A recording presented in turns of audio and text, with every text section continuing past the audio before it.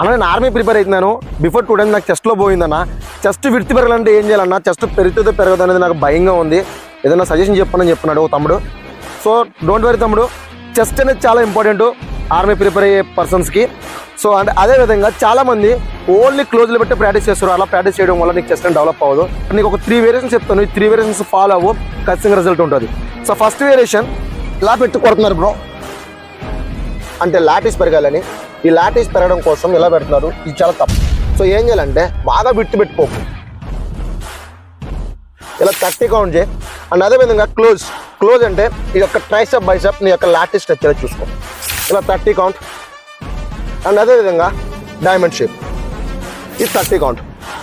So కానీ గుర్తుపెట్టుకోవాల్సింది ఏంటంటే చెస్ట్ ని పంపింగ్ చేయడం అది నెక్స్ట్. ఫస్ట్ ఆఫ్ ఆల్ నీ యొక్క లాటిస్ ని పెంచడం ట్రై చేయి, చెస్ట్ విడ్త్ అనేది పెరుగుతుంది. ఈ చెస్ట్ విడ్త్ పెరగడం వల్ల నువ్వు సక్సెస్ అవుతావు. Thank you bro, video share చేయడం మర్చిపోయద్దు.